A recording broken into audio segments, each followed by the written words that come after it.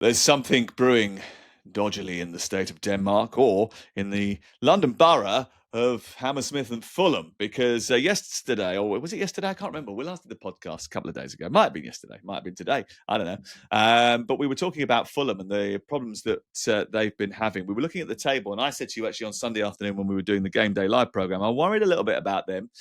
And their form isn't great, and there is discussions about the future of their manager already, Crook.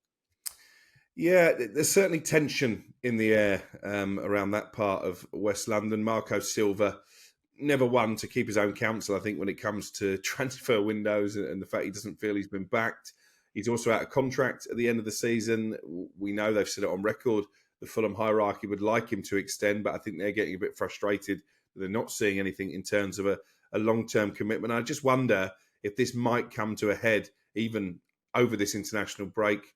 They've lost, their last 5 away games. I think Fulham, they're only just above the relegation places. So performances have not been great. And I know that the board are concerned about that. So certainly one we're going to be keeping an eye on over the course of the coming days when it comes to Marco Silva. I think Fulham fans, by the way, would be in uproar if he did end up leaving his position, because given the lack of investment, I think he's done a brilliant job there, but it is just starting to unravel seemingly.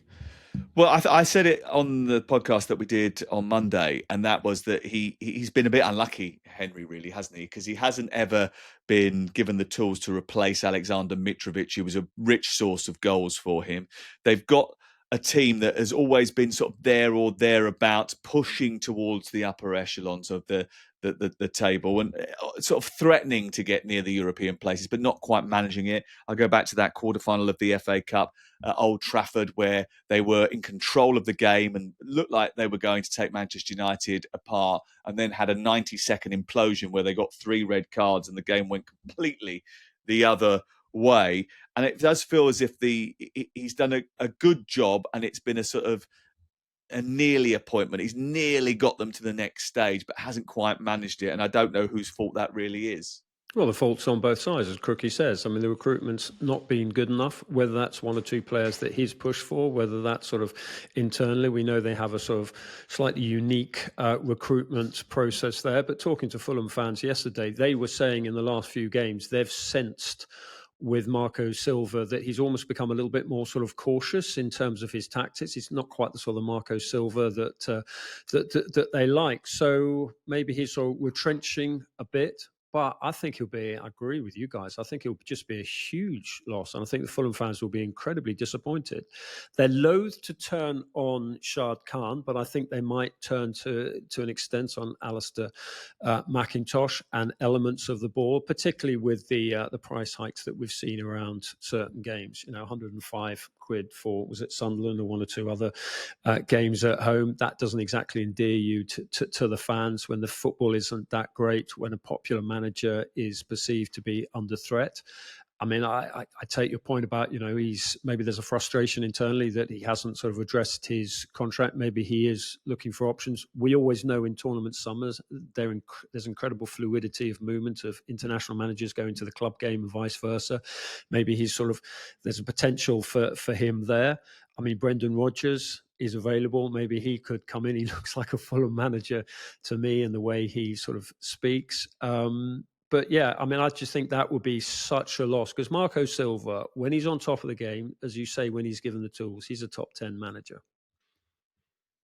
What are you saying there, Henry? You're saying that Brenda would fit in with the swagger of West London, but of Chelsea style. You can see him in the Sloane Square department stores and restaurants. Is that what you're alluding to? You think that you obviously know them well, Sam. Fit him nicely. You know them well, Sam. I can see you and Brendan. The last person I met in there was you. Oh yeah, that's right. Yeah. I know you've got a season ticket at Harvey Nicks. Don't lie.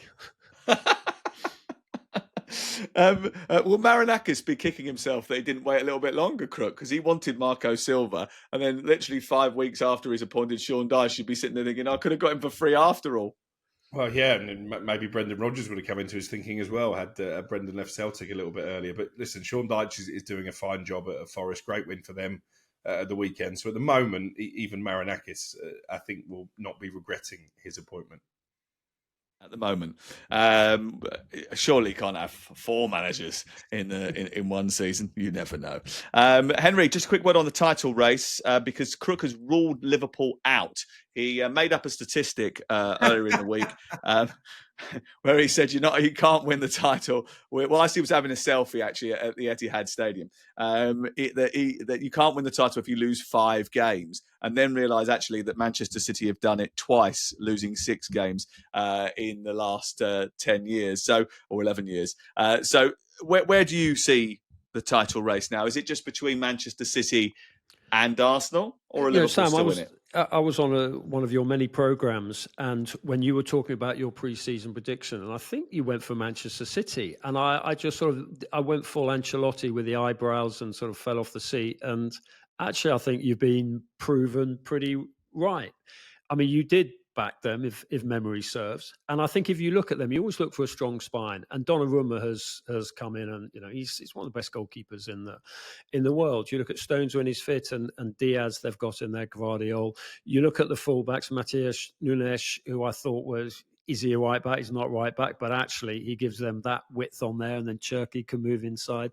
Nico O'Reilly was just brilliant against Mo Salah. Mo Salah would just needed to track back to help out Conor Bradley, but didn't. Jeremy Doku was absolutely flying. And then you go through that spine, you look at, you're going to miss a player like Rodri, but Nico Gonzalez steps in there. Phil Foden's playing well. Erling Haaland's is an absolute sort of goal-scoring machine up front.